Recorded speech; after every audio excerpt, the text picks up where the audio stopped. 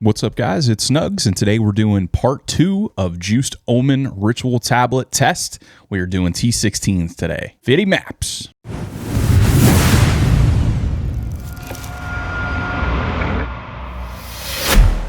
Now, I'm not going to go quite over everything in exact detail again like I did in the last video. I'll go over the bullet points. However, if you want to know kind of how I set this up in detail and all that, the previous video does kind of explain a little bit more of that. But we do have a pretty substantial area with varying degrees of omen chance. This one has 31% increased chance. This one has 38% increased chance. This one has 47% increased chance for omens. So some are going to be higher, some are going to be lower, but the main gist of it is we have the patch buff that increased our omen chance. We have precursor tablets everywhere that are increased omen chance.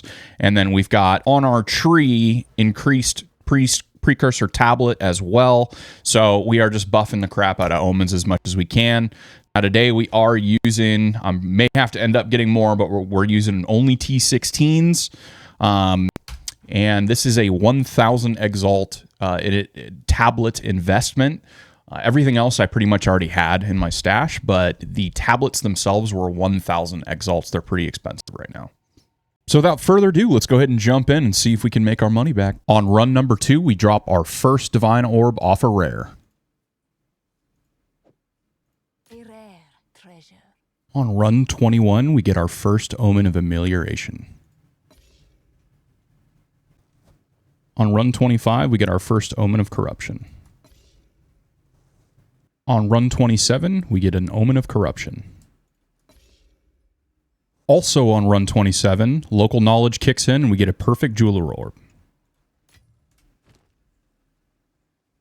On run 33, we get an Omen of Amelioration.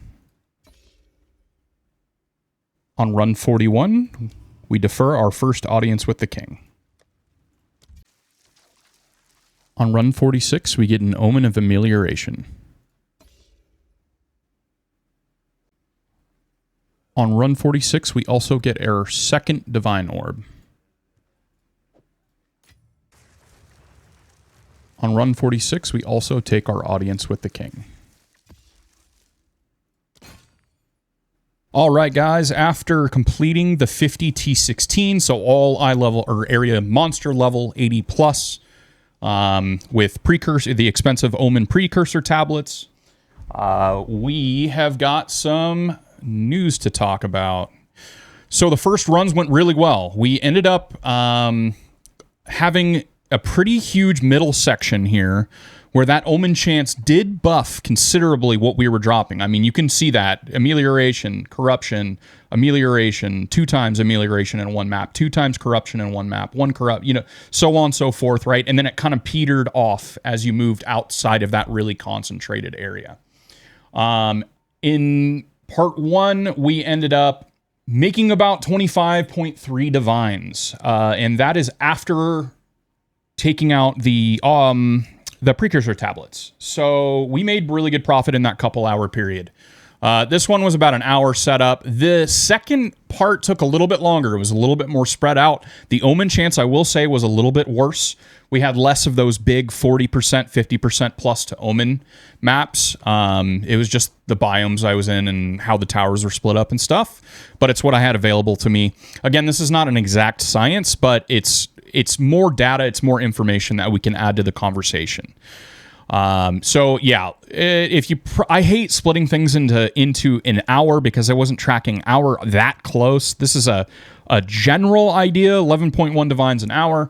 One of the arguments a lot of people make, oh, Breach is so much better. Well, first of all, most of the data that's out there on Breach isn't per hour basis. People are saying, oh, I'm getting 5-6 divines a map for breaches. No, you're not. I'm sorry. If you have data that is showing you are getting 5 or 6 divines per map on Breach, I would love to see that, but I have not seen that data out there. This is at least data in front of you that I've done. Anyway, I'm not saying Breach is bad. What I am saying is that Breach takes a ton of setup, a ton of investment, a ton of cleanup, and Ritual does not. You can kind of jill, zoom, and then run your maps, check the window, and then leave. It is a much more hands-off, less crazy form of farming, and that's why I think a lot of people really enjoy ritual farming, including myself. And as you can see, it can be pretty damn profitable as well. Now let's talk about the second test a little bit more, and I do have some combined stats at the end to look at. I invested significantly more because of how spread out the area was. It's about 1,000 exalt total, exact actually, investment. Anywhere between 70 on the low end to 100, I think it was 110. Yeah, 110 on the high end for these at least 9 rituals and at least 7% omen, or it's 8% omen. And we had a real bad streak starting off in the first 20 runs. Run 21, we get our first amelioration. Sorry for the misspelled stuff. I just jacked it in there real quick. And then we got a little bit more. We got a corrupt and a jeweler in one run. And then we got our first deferred audience on run 41. So we were not only light on omens, we were light on audiences as well. I will say I've played hundreds, if not thousands, of rituals, and this is light for me on audiences. I typically will see more audiences in a period than this. I have done the mechanic enough to know that. But anyway, let's look at the final numbers on this. Investment was 1,000. We made 380 exalts back in just omens. That's pretty bad. That's a 620 net exalt loss, or 4.27 divine loss. Audience is currently at 8 divines. It's actually going back up. If you want to throw the perfect jeweler in there, that's 2.29 divines currently.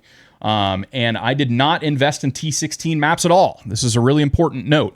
If you're having to buy your T16 maps, if you're constantly having to spend to get them, it's not only a nuisance and takes time, and you're going to end up throwing a lot of maps away.